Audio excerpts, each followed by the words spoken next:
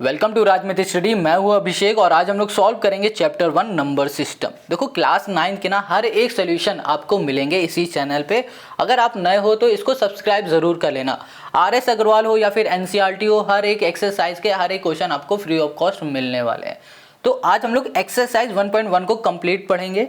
यहाँ पर जो क्वेश्चन 1 है ये कह रहा है is zero a rational number, can you write it in the form of P by Q where P and Q are integer and Q not equal to 0। Question ने ये कहा है कि क्या जीरो हमारा रेशनल नंबर है।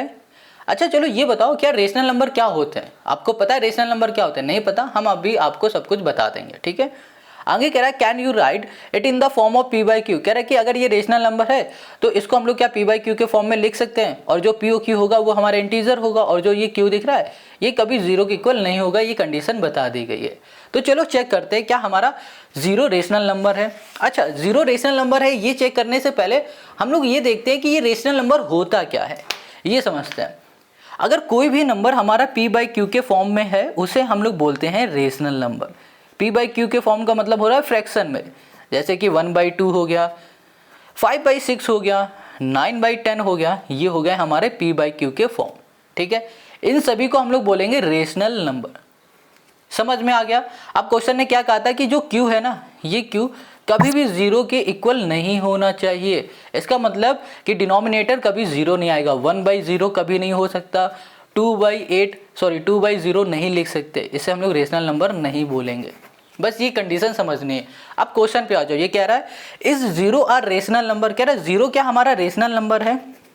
देखो हमने कहा जीरो, अब जीरो को हम लोग 0/1 भी तो लिख सकते हैं, ये भी लिख सकते हैं।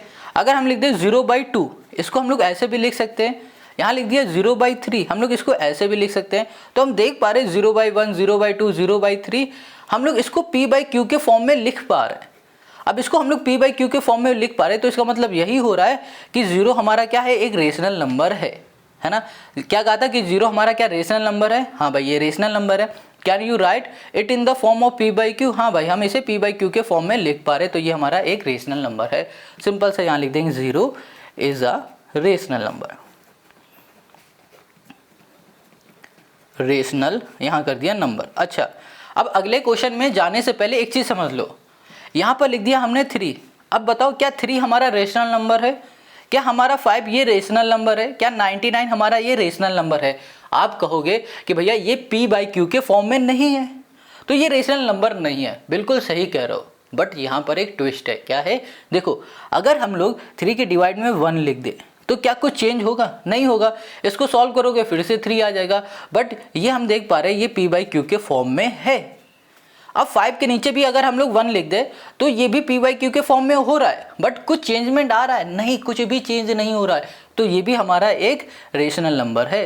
99 के डिवाइड में भी हमने 1 लिख दिया तो ये भी हमारा क्या बन गया, एक रेशनल नंबर, क्योंकि ये P by Q के फॉर्म में हो रहा है और 1 डिवाइड में लिखने से कोई भी चेंजमेंट नहीं आता है। जैसे यहाँ पर हमने लिख दिया 1 2 3 4 5 6, कुछ भी डिवाइड में लिख देंगे, एटलीस्ट जब इसे सॉल्व करोगे तो क्या होगा, जीरो ही तो आएगा।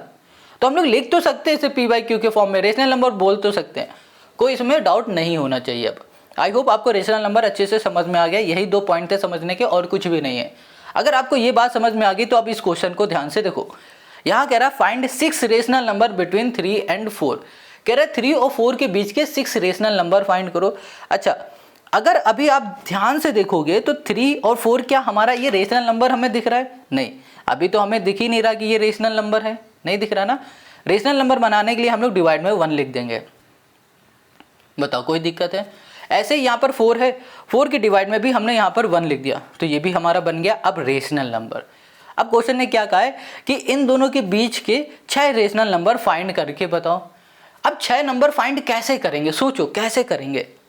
सिंपल सा तरीका होता है, इसमें किसी नंबर का मल्टीप्लाई कर दो। अगर इसने कहा कि 6 का आपको इन दोनों के बीच में 6 रेशनल नंबर फाइंड करने हैं तो आप क्या करो, 7 का मल्टीप्लाई कर दो, या फिर आप किसी भी एक ऐसे नंबर का मल्टीप्लाई कर दो ताकि हमें इनके बीच में 6 नंबर मिल जाए। देखो जरूरी नहीं आप 7 का ही करो, 3 का कर दो, 2 का कर दो, 5 का कर दो, 10 का कर दो, 11 का कर दो, 100 का कर दो, ये आपकी मर्जी। आप बस 6 रेशनल नंबर निकाल के रख दो, वही आपका सही आंसर होगा। ठीक है, तो यहाँ पर हम 7 का कर रहे हैं। देखो 7 का करोगे तो ऊपर भी करोगे नीचे भी करोगे, ठीक है, 7 का ऊपर भी कर रहे हो तो नीचे भी करोगे, तो 7 3 जा 21 और डिवाइड में यहाँ पर 7 1 जा 7। अब देखो यहाँ पर 7 का किया ना, तो जनाब आपको यहाँ पर भी 7 का करना पड़ेगा।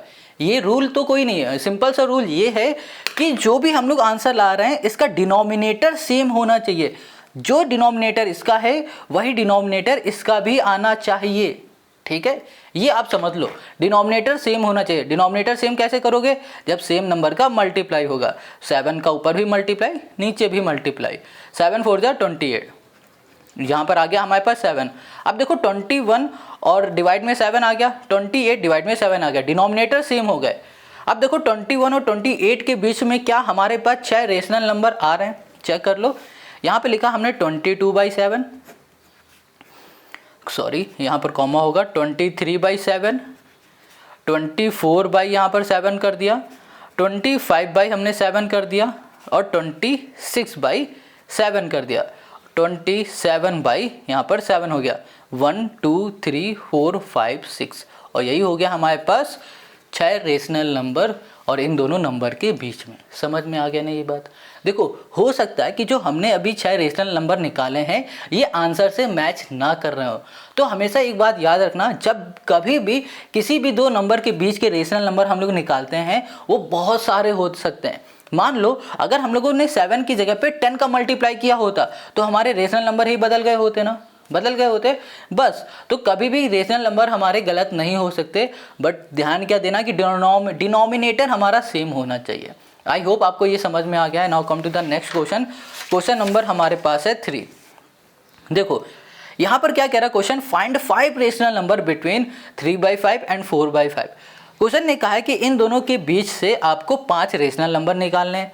तो पहला है 3/5, दूसरा हमारे पास 4/5। अब ध्यान से देखो, पहले तो इसका डिनोमिनेटर, क्या इन दोनों का डिनोमिनेटर सेम है? हाँ भाई, इन दोनों का डिनोमिनेटर सेम है। तो हमें क्या करना पड़ेगा, जो नंबर का मल्टीप्लाई ऊपर करना पड़ेगा उसी नंबर का मल्टीप्लाई हम लोग नीचे भी करेंगे। देखो अभी हमने इतना सॉल्व कर दिया था, बट क्या हुआ, वीडियो रिकॉर्ड नहीं हो पाई। हम अभी आपको फिर से बता रहे हैं, हमने यहाँ पर 10 का मल्टीप्लाई किया है और 10 का मल्टीप्लाई दोनों में ही क्यों किया है, इसका एक रीज़न ये है क्योंकि इसमें पहले से ही डिनोमिनेटर सेम है। अगर अलग अलग डिनोमिनेटर होता तो हम लोग कोई और नंबर का भी मल्टीप्लाई करके देख सकते थे, ठीक है। देखो यहाँ पर 10 की जगह पे 11 भी कर दो, बट 11 ऊपर भी करना नीचे भी करना, और इधर भी 11 करना इधर भी करना। 20 करना है तो 20 का मल्टीप्लाई कर दो, सेम नंबर लेके मल्टीप्लाई करना है। रीज़न क्या है, रीज़न ये है कि इसका डिनोमिनेटर पहले से ही सेम है। क्योंकि जब हमें नंबर मिले ना, जिस नंबर के बीच के हम लोग 5 रेशनल नंबर निकालेंगे उनका भी डिनोमिनेटर सेम होना चाहिए, तभी हम लोग 5 रेशनल नंबर निकाल पाएंगे।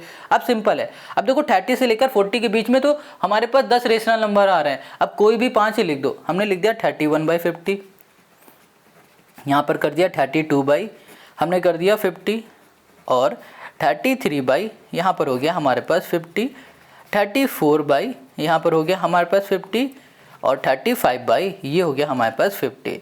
ये हो गया हमारे पास 5 रेशनल नंबर इन दोनों नंबर के बीच के। बस ऐसे ही सॉल्व होंगे ये क्वेश्चन। अब क्वेश्चन 4 पे आ जाओ। क्वेश्चन 4 क्या कह रहा है, every natural number is a whole number. कह रहा है कि सारे नेचुरल नंबर क्या होल नंबर होते हैं हमारे। चलो चेक करते हैं नेचुरल नंबर होते क्या। नेचुरल नंबर होते हैं हमारे 1, यहाँ पर हो गया 2, यहाँ पर हो गया 3, 4, 5 एंड सो ऑन। सारे नंबर ये सारे क्या होंगे, नेचुरल नंबर। अब बात कर लेते हैं होल नंबर की। होल नंबर क्या होते हैं, होल नंबर होते हैं हमारे 0, 1, 2, 3, 4, 5 एंड सो ऑन। ये हो गए हमारे होल नंबर।